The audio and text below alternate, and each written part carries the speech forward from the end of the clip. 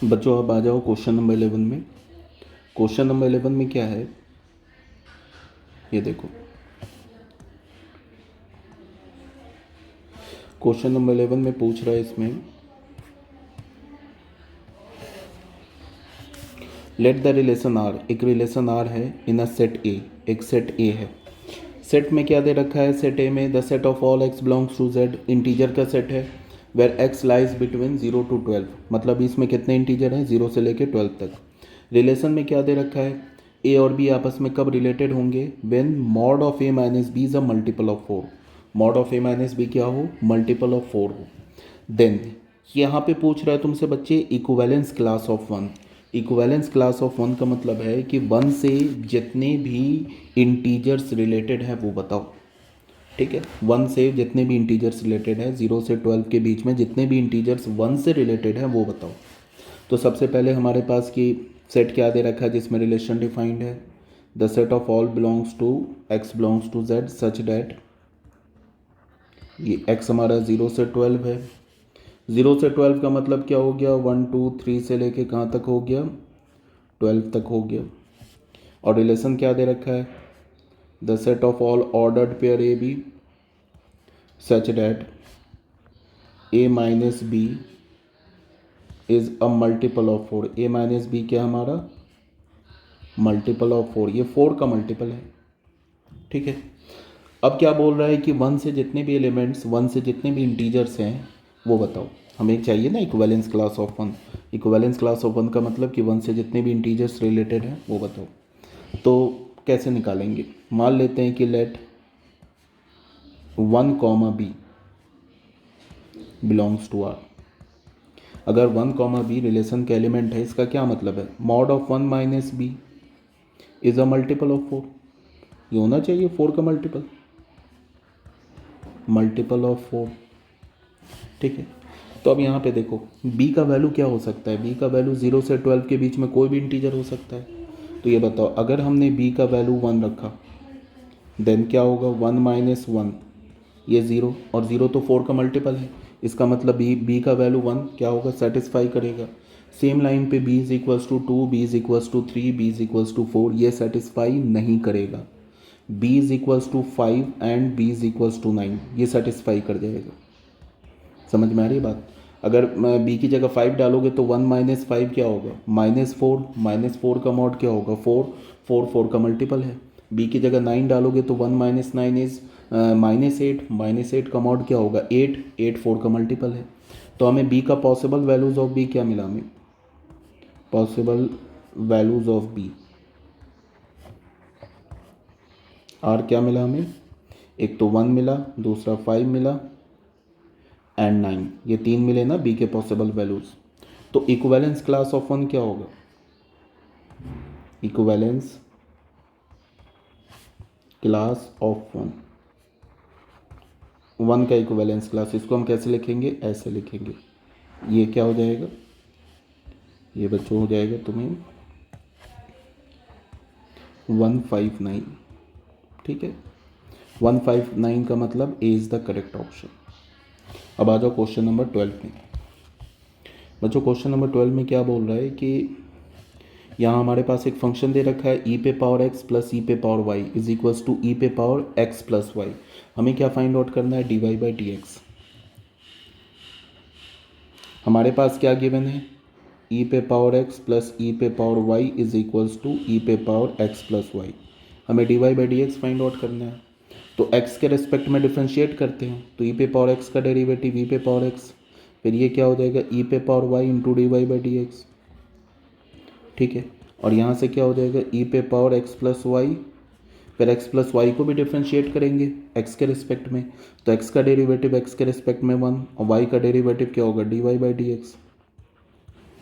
तो यहाँ से बच्चे क्या मिल गया हमें, ई पे पावर एक्स प्लस ई पे power Y into D Y by D X is equals to E पे power x plus Y plus ई पे power x plus Y into D Y by D X, ऐसे आ गया। और D Y by D X को एक साथ रखो, ये वाला जो टर्म है ना इसको लेफ्ट हैंड साइड में रखो, तो ई पे power Y into D Y by D X minus ई पे power x plus Y into D Y by D x.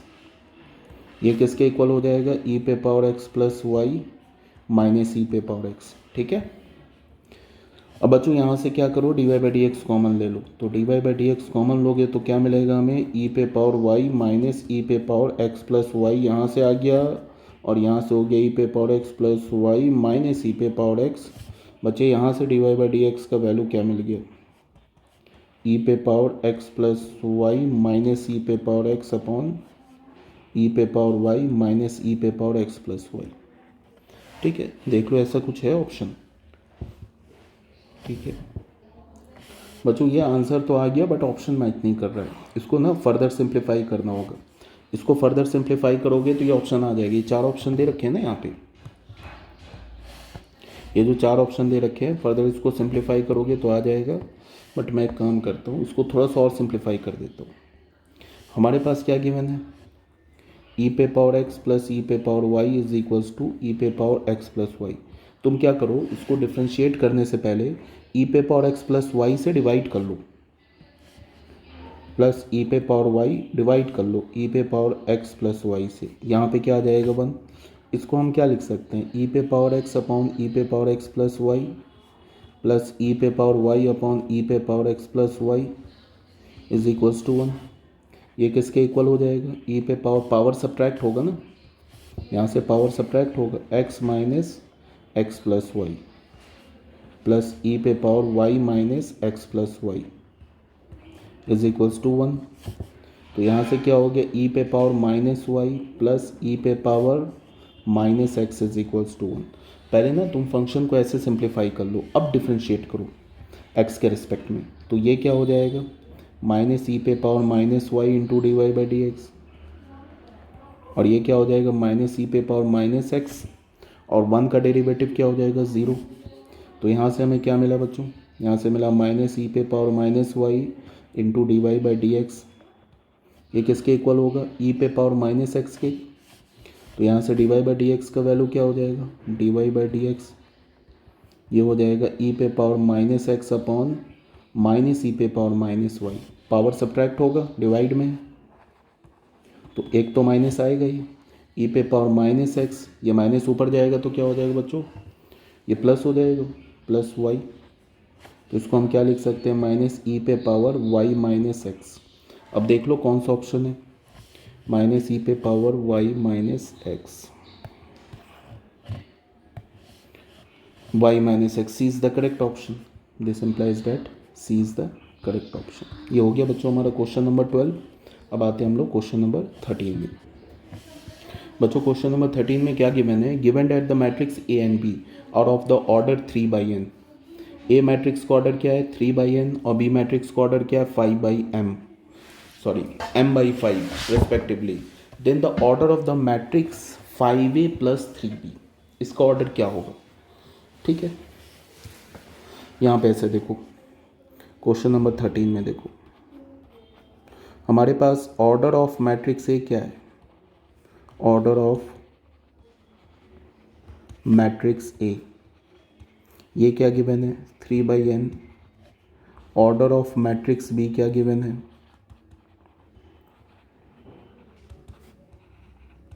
ये गिवन है m/5, और सी मैट्रिक्स क्या गिवन है 5a प्लस 3b। एक बात बताओ, किसी भी मैट्रिक्स को अगर तुम किसी स्केलर से मल्टीप्लाई करोगे तो मैट्रिक्स का ऑर्डर चेंज तो होगा नहीं। तो 5a मैट्रिक्स का ऑर्डर क्या होगा 3/n, जो a मैट्रिक्स का ऑर्डर है, एंड 3b मैट्रिक्स का ऑर्डर क्या होगा m/5, जो b मैट्रिक्स का ऑर्डर है। फिर हमें क्या पता है कि हम सेम ऑर्डर के मैट्रिक्स को ही ऐड कर सकते हैं। इसका मतलब क्या है कि ये 5a एंड 3b इन दोनों मैट्रिक्स का ऑर्डर सेम है। ठीक है, ऑर्डर सेम है, इसका मतलब क्या है कि 3/n ये किसके इक्वल है m/5 के। तो यहाँ से m का वैल्यू क्या मिला 3 एंड n का वैल्यू क्या मिला 5। तो यहाँ से क्या ले सकते हो, m is equals to 3 and n is equals to 5। देख लो इसमें कौन सा ऑप्शन है 3/m, ये B is the correct option. Order of the matrix बोल रहे हैं ना, मैट्रिक्स का ऑर्डर क्या होगा, सी मैट्रिक्स का ऑर्डर क्या होगा, जो ए मैट्रिक्स का ऑर्डर है या जो बी मैट्रिक्स का ऑर्डर है।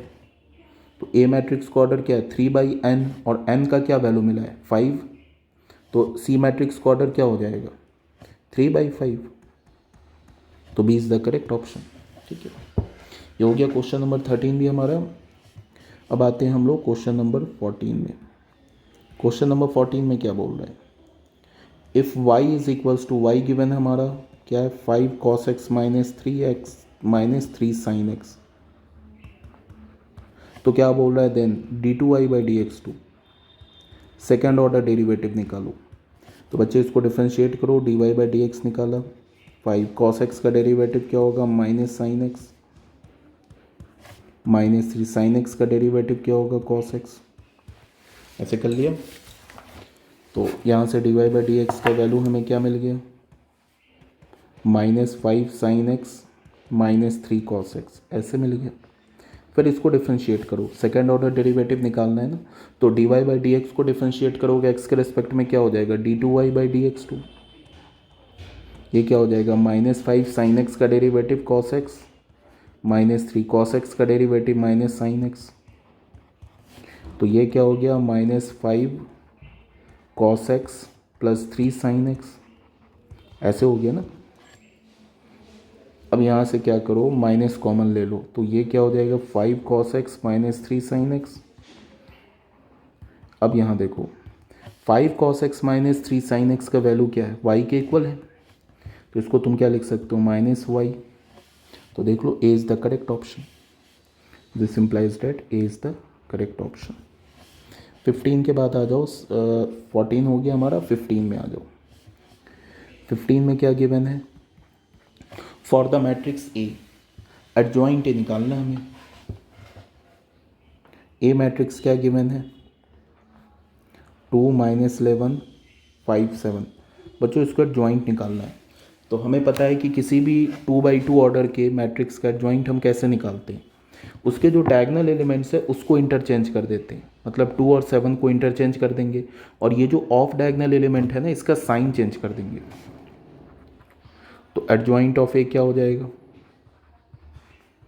2 की जगह क्या आ जाएगा 7, 5 की जगह क्या होगा -5, -11 की जगह 11 और 7 की जगह 2, तो ये हो गया हमारा एडजॉइंट ऑफ ए। ठीक है, 7 -5 11 2, तो D is the correct option. ये हो गया हमारा 15 क्वेश्चन। अब आ जाओ 16 क्वेश्चन में। ठीक है बच्चों, 16 क्वेश्चन में क्या बोल रहा है, the point on the curve, ये हमारे पास एक कर्व गिवन है, इसके ऊपर एक ऐसा पॉइंट निकालो at which the tangent is parallel to y axis, tangent क्या हो वाई एक्सिस के पैरेलल हो। ठीक है, 16 में देखो कर्व क्या गिवन है x² plus 9 plus y² upon 16 is equals to 1, ये तो कर्व गिवन है। बोला इस कर्व के ऊपर एक ऐसा पॉइंट निकालो जिस पे टेंजेंट वाई एक्सिस के पैरेलल है। तो अगर टेंजेंट वाई एक्सिस के पैरेलल है इसका मतलब क्या है कि उसका स्लोप डिफाइंड नहीं है। ठीक है, स्लोप डिफाइंड नहीं है, इसका मतलब dy/dx नॉट डिफाइंड है। dy/dx क्या है नॉट डिफाइंड है। अगर dy/dx नॉट डिफाइंड है इसका मतलब है कि dx अपॉन dy क्या हो जाएगा 0 हो जाएगा। समझ में आ रही बात। तो पहले हम लोग इसका dy/dx निकालते हैं। तो dy/dx निकालेंगे तो क्या हो जाएगा 1/9 बाहर आ जाएगा 2x प्लस 1/16, और ये क्या हो जाएगा 2y इंटू dy/dx, और 1 का डेरिवेटिव क्या होगा 0। अब ये हो गया हमारे पास, तो 1/9 ये हो गया। अब एक काम करो तुम इसमें से 2 कॉमन लेके राइट हैंड साइड में भेज दो, तो क्या हो जाएगा x/9 plus y/16 into dy/dx is equals to 0। तो बच्चे यहाँ से क्या होगा y/16 into dy/dx is equals to -x/9। ठीक है, तो dy/dx का वैल्यू क्या हो जाएगा -x/9 इंटू 16/y -16/9 x/y, ये हो गया हमारा dy/dx। अब dy/dx तो नॉट डिफाइंड है, बट dx/dy 0 है, dx/dy 0 है। तो dx/dy कैसे निकालोगे, इसका रेसिप्रोकल ले लो, तो इसका मतलब -9y/16x ये 0 के इक्वल होगा। तो यहाँ से हमें क्या मिल गया y इज इक्वल्स टू 0। तो ये क्या बोल रहा है कि जिस पॉइंट पर टेंजेंट वाई एक्सिस के पैरेलल होगा उस पॉइंट का वाई कोऑर्डिनेट 0 है। तो ये जो हमारे पास इक्वेशन है ना, इसमें वाई की जगह 0 डाल दो, एक्स का वैल्यू निकाल लो, इसको इक्वेशन 1 माना। अब put y is equals to 0 in equation 1,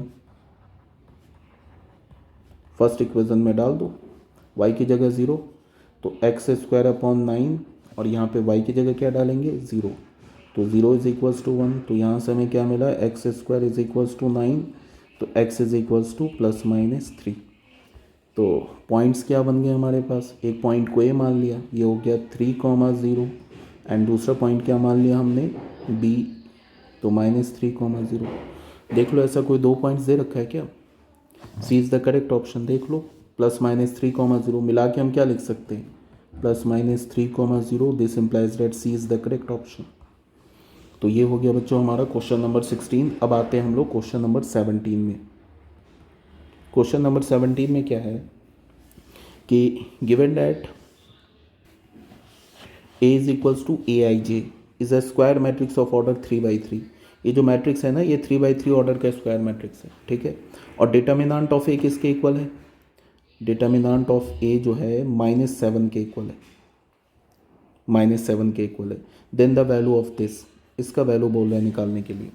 तो सबसे पहले क्या है, जिसका वैल्यू बोल रहा है निकालने के लिए उसे लिखो, summation of i is equals to 1 to 3 ai2 ये दे रहा है ना, तो इसको i की जगह 1 से लेके 3 तक वैरी करेगा, तो ये क्या हो जाएगा a12 कैपिटल A12, फिर क्या हो जाएगा A22 प्लस क्या हो जाएगा A23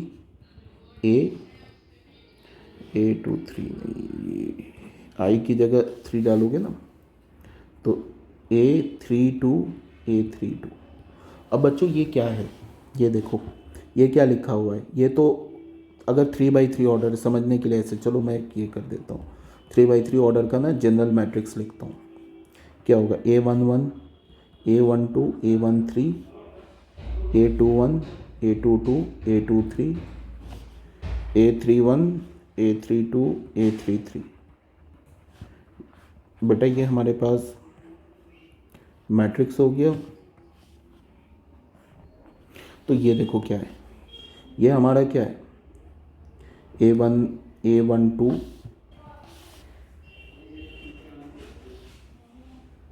ये देखो A12 A22 A32, ये जो थर्ड कॉलम है ना, सॉरी सेकंड जो कॉलम है उसका एलिमेंट है।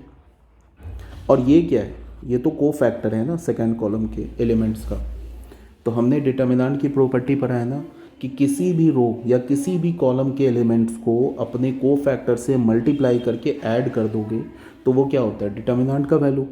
इसका मतलब ये क्या लिखा हुआ है, इसका सम क्या आएगा, ये तो डिटर्मिनेंट के इक्वल आ जाएगा, डिटर्मिनेंट ऑफ ए।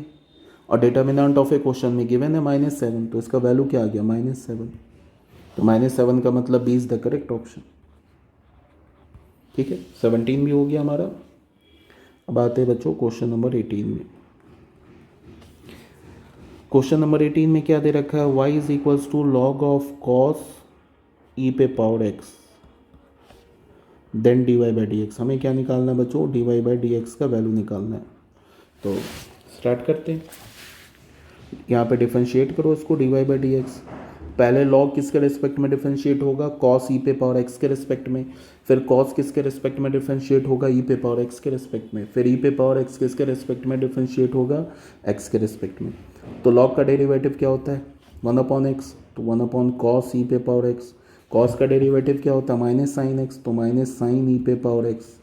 ई पे पावर एक्स का डेरिवेटिव क्या होता है ई पे पावर एक्स, तो ई पे पावर एक्स, ऐसे आ जाएगा। तो यहाँ से देख लो क्या होगा,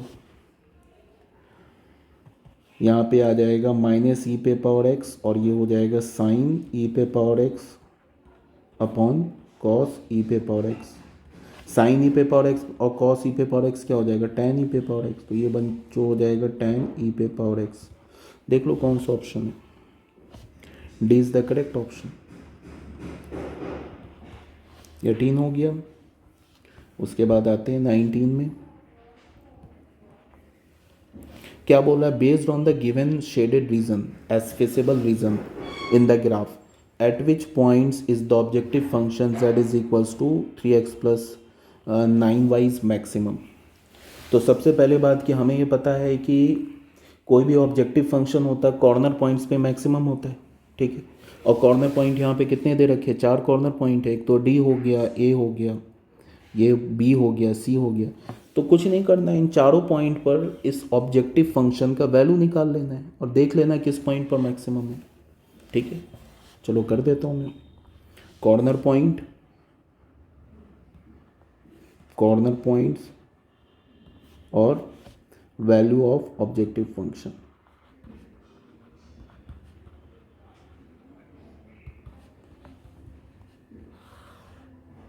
पहला कॉर्नर पॉइंट है क्या हमारे पास, ए 0,10। दूसरा कॉर्नर पॉइंट क्या है, बी 5,5। और फिर तीसरा कॉर्नर पॉइंट क्या है, सी 15,15। और चौथा कॉर्नर पॉइंट क्या है, डी 0,20। ये 4 कॉर्नर पॉइंट्स है। तो ए पर निकाल लो। ऑब्जेक्टिव फंक्शन हमारे पास क्या है, 3x + 9y। तो z is equals to 3x की जगह 0 + 9 और y की जगह क्या डालोगे, 10। तो ये क्या हो गया, 9y ना, 10 नहीं है, 20 है बच्चे। 0,20 है ना, 0, ये है 20। तो यहाँ 20 डालोगे तो ये क्या आ जाएगा, 180। ये आ जाएगा बच्चों 180। दूसरे में z की जगह यहाँ पे देख लो, 3x + 5y है ना, तो क्या हो जाएगा, 3x की जगह 5 + 9, y की जगह भी 5 डालोगे, ठीक है।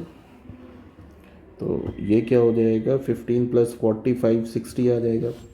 फिर क्या हो जाएगा, 3x की जगह 15 + y की जगह y क्या हमारा 9 इंटू वाई की जगह 15 डालोगे, ठीक है। तो ये भी आ जाएगा 180।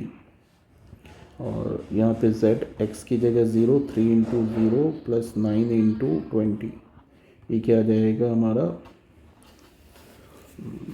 020 डाला ना हमने, 020 दो बार आ गया क्या, एक आ रहा है 5,5, 0,20, 0,10। अच्छा एक 0,10 भी था, यहाँ पे 0,10 ही है, ठीक है। ये 0,10 है। तो यहाँ पे 10 डालोगे, 9 इंटू 10, ये क्या हो जाएगा 90, ठीक है। ये 4 कॉर्नर पॉइंट आ गए। अब बच्चों ये क्वेश्चन है ना, थोड़ा ट्रिकी क्वेश्चन है। अब तुम देखो क्या कि दो पॉइंट्स पे ऑब्जेक्टिव फंक्शन का मैक्सिमम वैल्यू आ रहा है। एक तो किस पॉइंट पर आ रहा है, एक तो आ रहा है 0,20 पे और दूसरा किस पे आ रहा है, 15,15 पे। तो ये ऑलरेडी तुम लोग को बता रखा है कि अगर किसी भी दो पॉइंट्स पर ऑब्जेक्टिव फंक्शन का मैक्सिमम वैल्यू मिले तो उन दोनों पॉइंट्स को ज्वाइन करने वाले लाइन सेगमेंट, उन दोनों पॉइंट्स को ज्वाइन करने वाला जो लाइन सेगमेंट होगा, उस लाइन सेगमेंट के हर एक पॉइंट पर ऑब्जेक्टिव फंक्शन का वैल्यू मैक्सिमम मिलेगा। तो किस पॉइंट पे हमें ऑब्जेक्टिव फंक्शन का वैल्यू मैक्सिमम मिल रहा है, एक तो ए पर मिल रहा है, एक तो सी पर मिल रहा है, ठीक है। तो ए और सी को ज्वाइन करने वाला ये जो लाइन सेगमेंट है ना, ए सी, इस लाइन सेगमेंट पे जितने भी पॉइंट्स है, हर एक पॉइंट पे ऑब्जेक्टिव फंक्शन का वैल्यू मैक्सिमम होगा। तो क्या होगा, every point on the line segment, इसमें आ जाएगा तुम्हें यही every point on the line segment C D. इस सी डी लाइन पे तो क्या हो जाएगा, ये वाला D is the correct option, ठीक है। ये हो गया हमारा क्वेश्चन नंबर 19 भी हो गया। अब आते हैं क्वेश्चन नंबर 20 में। क्वेश्चन नंबर 20 में क्या बोल रहा है, क्वेश्चन नंबर 20 में बोल रहा है the least value of the function. ये जो फंक्शन गिवन है ना, इसका हमें लीस्ट वैल्यू निकालना है इस क्लोज इंटरवल में, 0 to π/2 में। तो फंक्शन हमारे पास क्या गिवन है,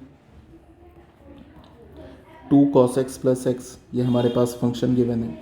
तो सबसे पहले इस फंक्शन को डिफ्रेंशिएट करो, तो -2 sin x + 1 हो जाएगा। अब हमें अगर मैक्सिमम या मिनिमम वैल्यू निकालना होता है तो हम क्या करते हैं, फंक्शन के डेरिवेटिव को 0 से इक्वेट करते हैं। तो यहाँ से क्या हो जाएगा, -2 sin x + 1 is equals to 0 हो जाएगा। तो 2 sin x का वैल्यू क्या हो जाएगा, 1। तो यहाँ से sin x का वैल्यू क्या हो जाएगा, 1/2। ऐसे मिल गया। अब बच्चे अगर sin x 1/2 है तो क्रिटिकल पॉइंट क्या होगा, और x हमारा क्या है, 0 to π/2 के बीच में, और sin x का वैल्यू 1/2 है। तो क्रिटिकल पॉइंट यहाँ से x का वैल्यू क्या हो जाएगा, π/6 एक ही मिलेगा ना।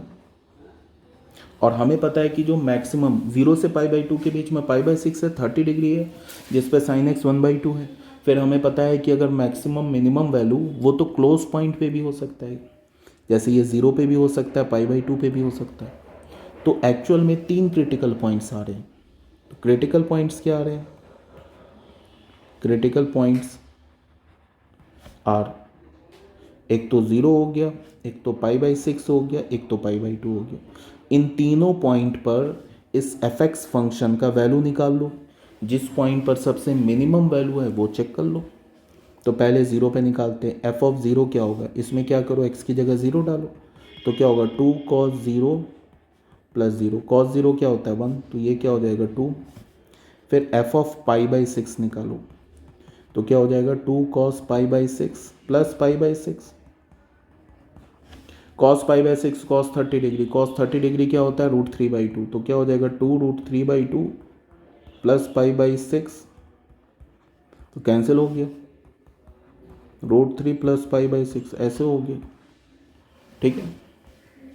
उसके बाद f ऑफ π/2 निकालो, f ऑफ π/2 क्या हो जाएगा 2 cos π/2 प्लस π/2, तो cos π/2 तो 0 होता है, तो यहाँ से हमें क्या मिल गया π/2। तो सबसे छोटा वैल्यू क्या मिला बच्चों, π/2 का जो अप्रॉक्स वैल्यू होता है 1.57, तो ये तो 1.57 से ग्रेटर है, ये 2 भी ग्रेटर है, तो लीस्ट वैल्यू क्या मिला, लीस्ट वैल्यू किस पॉइंट पर मिल रहा है, लीस्ट वैल्यू को मिल रहा है π/2 पे, ठीक है। क्वेश्चन में क्या, the least value of the function, function का लीस्ट वैल्यू किस पर मिल रहा है, किस पॉइंट पर मिल रहा है, π/2 पे मिल रहा है, और लीस्ट वैल्यू भी क्या है, वो भी π/2 है। देख लो π/2 पे π/2 आ रहे हैं ना, तो इसका मतलब क्या है कि least value of fx is at x is equals to π/2, π/2 पे लीस्ट वैल्यू मिल रहा है, और लीस्ट वैल्यू क्या है, लीस्ट वैल्यू π/2 है।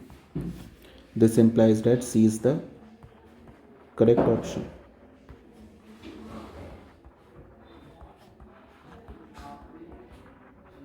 ठीक है बच्चों, थैंक यू वेरी मच।